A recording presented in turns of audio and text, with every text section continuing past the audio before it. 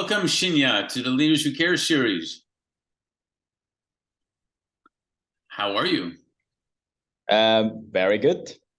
I feel like saying, I know we said this before, I got to say it again. Ohayo gozaimasu and konnichiwa. Ohayo gozaimasu. Konnichiwa, yeah. And I'll leave it to the audience to look that up and figure it out if they don't know what that means. So, but they should know what that means. So, hey, listen, it was great to meet you at the Verde Exchange conference. I was really impressed with what you're doing and what you've done with your company and the impact that you're making. So that's why I'm super interested about sharing it with our audience and telling them how you're gonna do your part to change the world and make it better, right? So let's start with, if you can introduce yourself, not the business yet, we'll get to that, but just say, who are you? Where are you from originally? Where are you from? Where now? What about family? What's your favorite color, if you want to tell us that? Maybe something you've never told anybody, and this is the time you want to tell everybody, stuff like that. So go for it. All right. So my name is Shinya Shimizu, the founder and CEO of Elephantech. And yeah, I'm not going to do, a business. So I was born in Japan, Osaka, Japan, and I was brought up in Japan, and I'm based in Tokyo. And so to be honest, I'm kind of, very domestic person. I was born in Japan, brought up in Japan, and I actually spent not a lot of time in the, anywhere other than Japan. So I'm very domestic, and I'd say I love science. So while I'm doing very science-oriented startup, my kind of hobby and weekend is, reading scientific paper or, learning more science, physics. So I love science. So that kind of person. I guess you love science. What about family? Do you have parents, family, siblings?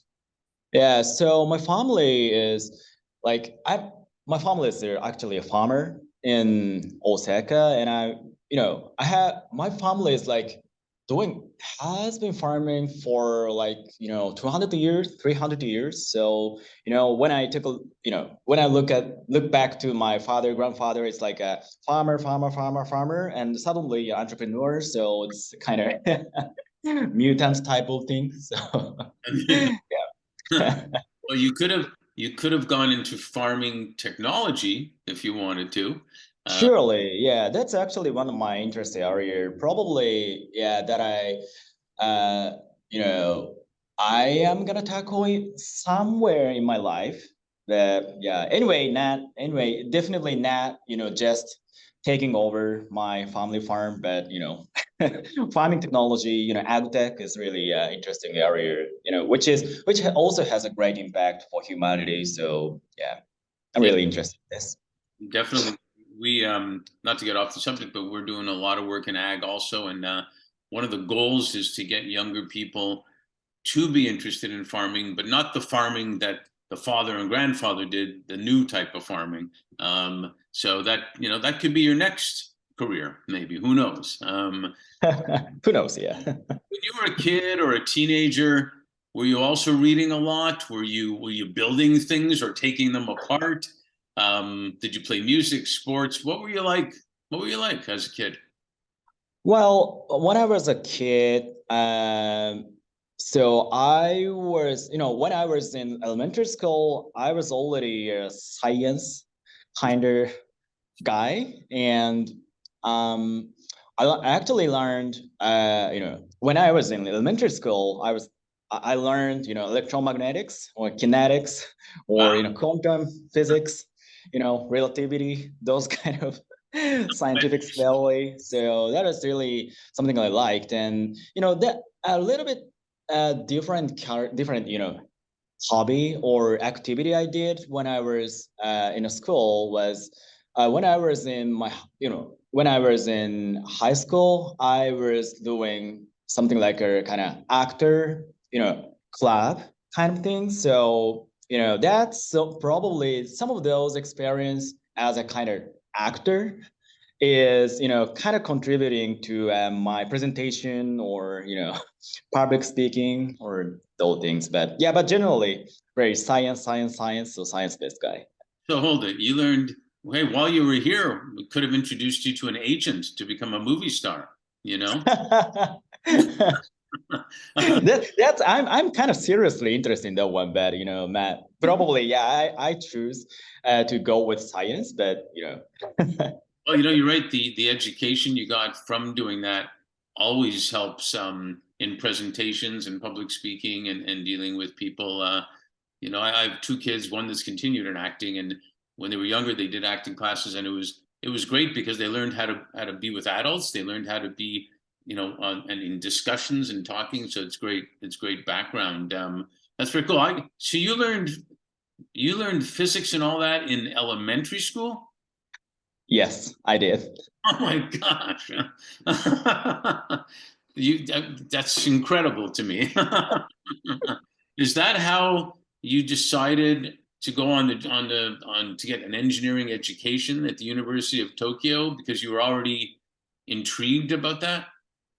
Yes. Yeah, so I was like, I it was not a really obvious choice, to be honest. I really loved any kind of science and engineering field. So when I was in high school, I was in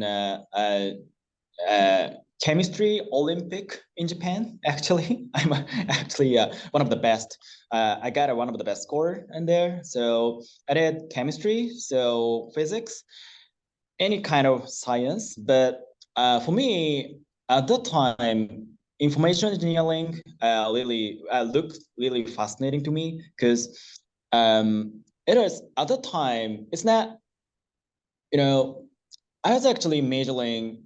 My research for my bachelor's thesis was natural language processing, which is related to something like Chat GPT or something. Yeah. I was really interested in how how artificial intelligence can understand languages. So which was really kind of new area to me. So I'm always really eager to learn something that is new to me. So at that time, that's computers, learning, understanding languages is really new to me and really interesting. I would say it's almost also promising for me. So yeah, I decided to go to information engineering and learning those natural language processing and speech recognition, those things. So then how did it come about that you ended up going to McKinsey for business analysis rather than IBM or somewhere? Yeah, so great question. So it was a kind of, it is not clear. It is also not an obvious path for me. I mean, when I was looking for my job, I mean, I was seriously, looking for opportunity to be a doctoral course or scientist researcher, as well as joining electronics company or any kind of options. But I found that when I was doing research at university, the most important thing, something that is most important and something that is most, probably most suitable for me is like, connecting this basic science and commercialization. I mean, at the university, there are a lot of kind of great technologies, but no one was actually commercializing it. The problem, especially in Japan, there's not a lot of entrepreneurs, to be honest. So so that's what I really wanted to do. But I was a scientist, researcher, so I have no idea about business. So so I need to learn business to get those commercialization and engineering from basic science. So I decided to choose to go McKinsey to learn business, kind of, yeah.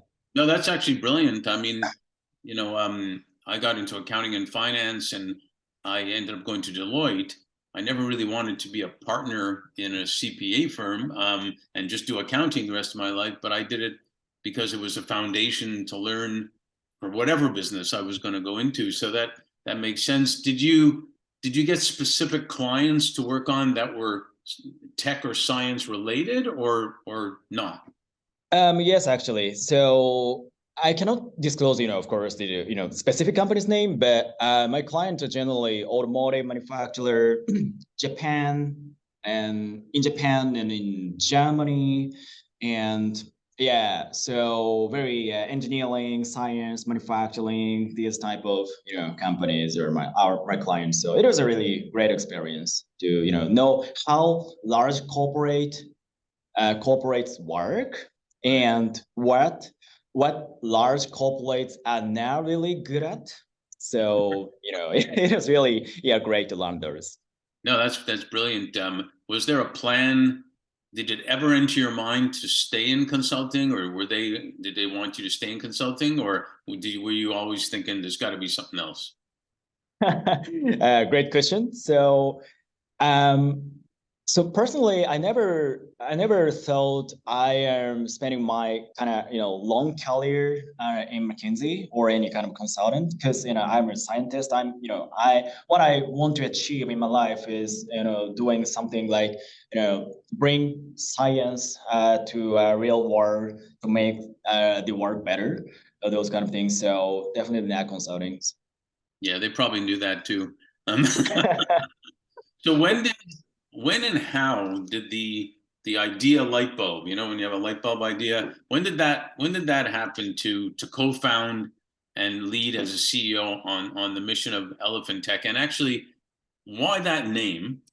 And how did you come up with the mission? And it's a three-part question, really. And how, and you of the company research, talk about all the research you've done over the initial years. Yeah, so absolutely. So ideal light bulb, it was actually not that, ideal light bulb type of moment. Rather than that, I was actually looking for any kind of opportunities to start up. So it's not my first idea. And, I was discussing with a lot of professors at universities, discussing with a lot of, colleagues at McKinsey, and kind of choosing or assessing a lot of ideas. So those ideas, we have I had actually a lot of ideas, and one of them are something I really want to do. I still want to do. So that is a wireless, let's say wireless power transmission. So which is a really game-changing technology. So I was rather than just ideal light bulb. So I was choosing or assessing many technologies. So, but so the frequent question I get is what? So you majored natural language processing, and so which is AI. Promising areas, right? So, but not AI. Well, why not AI? Why manufacturing, which is very definitely not the most popular area for startup. So the reason why here is that the reason why I chose this technology to start my company is this technology is has a potential to really change the basics of the world. So I mean, write a new page uh, of the human beings history of science, I'd say.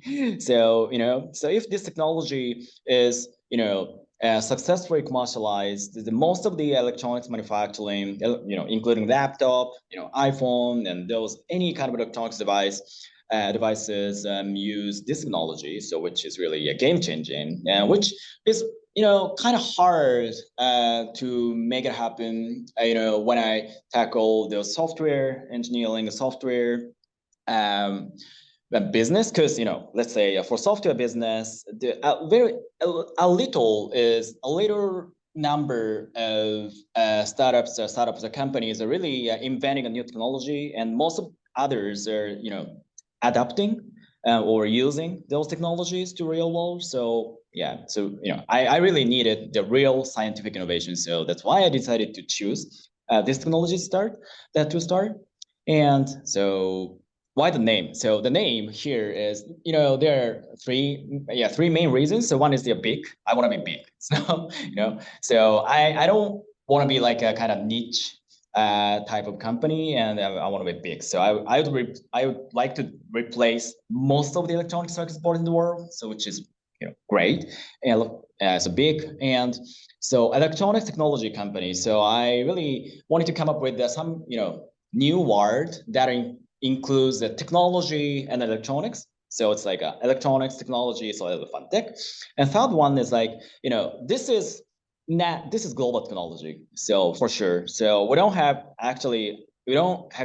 a lot of domestic market. So, this technology has to be a global technology, global brand. So then especially for Asia. But, so it's kind of hard to make the company name, well remembered, over a lot of countries. But elephant is really obvious. I mean, icon. So especially in Asian countries, elephant is really a good animal. So yeah, it is kind of the aim was really successful kind of. So Yeah, no, I think it's a brilliant name. I know you're asked that question all the time, I'm sure, which is it means you named it very successfully because they're asking more about it. So it's fantastic. Talk to us a little bit about, because you mentioned this to me when we met, all the research that Yep. done over the years and how that evolved. Yeah, so it is a kind of tough part. It actually took a lot more than I expected when I started this company. I actually I founded this company 9.5 years ago, so it is a lot. So when I started this company, I expected to spend like 2-3 years for R&D or something, but it turned out to be like 6 to 7 years for basic R&D with almost no revenue. Mm-hmm. So, it was so tough because, those, what I did at the time is really a basic research, including some material composition. And, for those basic scientific development is something like, I say, it can be completed tomorrow, or alternatively 10 years later. I mean, you know what I mean? So if you find a specific great composition or formulation of material, it suddenly it's okay. But I don't know. It's incredibly difficult to estimate how long do we actually need to come up with the right composition, right formulation, because it's really new to the human beings. So it is a kind of tough year, but yeah, I did it kind of. So And do you have like a team around you, or how did that come about? yes, but it is a really a small team. So it's like 5 to 10 people, and after 6-7 years since foundation, it is like 20 or like that. So it's currently we have 100 people. So I mean, yeah. So I had a very small team, and I'm actually a CTO of this company as well, a CTO and a CEO. So I was a chief risk scientist. So I wrote patent. I made some experiments by myself. So yeah, it is a fun but tough moment. So you when you wake up in the morning, if you're talking to the boss, you're talking to yourself. Yeah, yeah, kind of. Yeah, those. Yeah, actually, and yeah, it is so tough. And uh, you know, I have a lot of trouble. I had a lot of trouble in my body. I mean, I got sick, and I was almost, like almost collapsed. Kind of. So it was a tough day, but yeah. Welcome to startups, right? You're welcome to startups. Yes. Yeah. So who would be the typical customers that you would be looking for?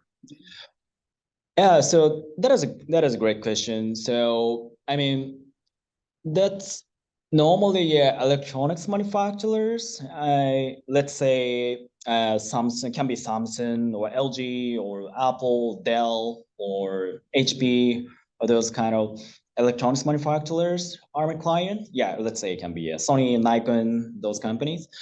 But the point is, when I founded this company, almost no one, believed that the electronics manufacturers, started to buy components because of environmental impact. I mean, electronics manufacturing is really a conservative, especially a purchasing of components is really conservative and cost intensive. So yeah, at the time, yes, circuit boards manufacturing, electronics manufacturing is bad for environment, but this is what it is. So what's wrong, right? Circuit board manufacturing bad for environment, but yeah. So we need to buy it. So so that was something I really struggled, and I would say I'm still struggling because it's really depends on the companies. I mean, the attitude for environmental impact is really depending on. It's really not.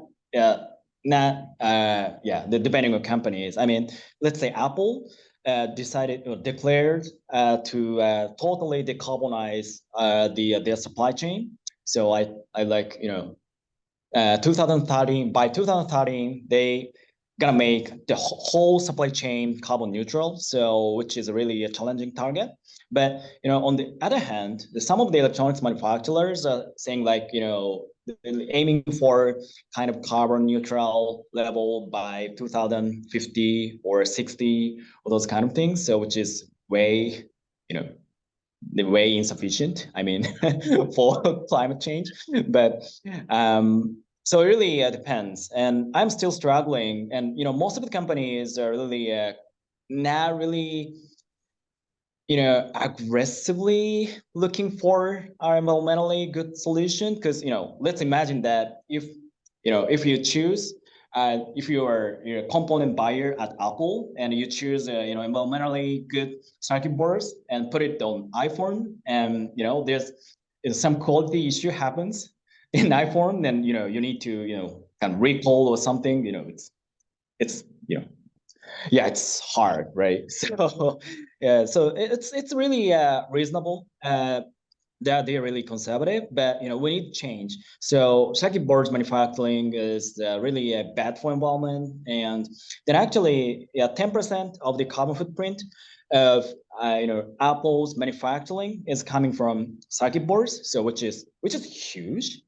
So we need to come up with some solution, but so it's getting better, but the problem is most of the electronics manufacturers are not really like Apple. So Yeah, well, talk a little bit about though the environmental impact you can make when you explained the difference between recycling, let's say, a whole laptop or whatever versus your process, your method of doing that. all right, so so to explain it, so let me quickly introduce what's the difference between the conventional method of manufacturing circuit boards and ours. So conventionally, they use etching, or alternatively, I'd say photolithography or subtractive process. So which is a process where they first form a layer of copper, and then remove unnecessary part from the copper foil, and they use a remaining part as a wiring. So which means, but normally, so they dispose 70-80% of copper, and they just use 20 or 30% of copper for wirings. And so during those removing copper removal process, they use etching liquid, so which is a kind of course, a toxic liquid that that removes copper, and you get a lot of toxic waste, including copper and some toxic, etching liquid. So, which is really bad for environment. But in our method, with our method, we can directly print copper substrate, and then apply electrolysis copper plating to increase the thickness of the copper. So which is, additive way compared with existing subtractive way. So which is by nature good for environment. We can drastically reduce the material consumption and carbon footprint. Yeah, we can save 70% of copper, 75% of carbon footprint, and 95% of water. And we are not really using, we're using almost no water. So, which is great. And at scale, at commercial scale, we can also decrease cost because, we can reduce the material required a lot. So, which is great technology. And so you mentioned a little bit about the recycling, but the problem here is in most cases, those removed copper, etched copper is not recycled because, copper is the first cheap. And the etched copper it's hard to recycle because it's a kind of liquid and the copper content is like, probably 5% or 2%. So it's really a thin copper material. And they have a lot of not desirable, a lot of toxic materials. So it's really hard to recycle. And technically they can recycle, but that requires a lot of energy, which is also bad for environment, right. And a lot of additional chemicals, which is also bad for environment. Right. So the point here, the excellence of our technology is, it's also my belief that, the best way to reduce environmental impact is reduce material. So for you to use materials, so I mean, let's say copper. So we need, mines, we need smelting, a lot of processes, and we need to transport. So reducing material is much better way than, working hard on recycling. So yeah, that's something we're tackling, and which is really great for environment, of course, and social impact as well, because those toxic waste is actually becoming a big problem in China and as well as in India. So yeah, it's a huge problem. In fact, even simple stuff like for years they've been talking about recycling, especially here in the States and whatnot, bottles and this and that, whatever. But they found that a lot of the recycling is causing as much problems just because of what you said, what they have to do with the energy and this and that. And so it seems to me like what you've got is something special. Now you just, so hopefully all those years of research and development, now you can turn it into an elephant, so to speak, which would be fantastic. It's really fascinating, and the social impact or the environmental impact and the social impact that you can make seems like, spectacular. One last question before we kind of complete on this. When we talk about how the fourth industrial revolution is about technology, AI, et cetera. But the fifth industrial revolution they're talking about is really about humanity. And with the impact you're looking to make, it is benefiting humans because you're benefiting the environment, because you're benefiting the communities. You're also benefiting employees and their families, and people could be proud of where they work because of the good stuff that you're doing. Talk a little bit about that and what you see the future looks like, not just in Japan, but bringing this globally. Yeah, so absolutely. So that is really an important point, and that I really want to do in my life. And Elephantech exists to make the world sustainable. So so Elephantech's technology itself is really put the human beings one step ahead.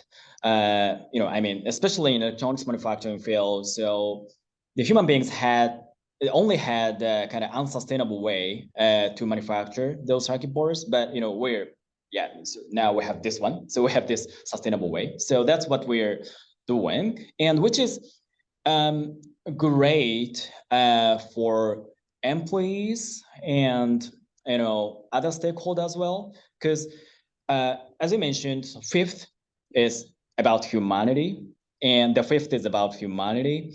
And I believe so.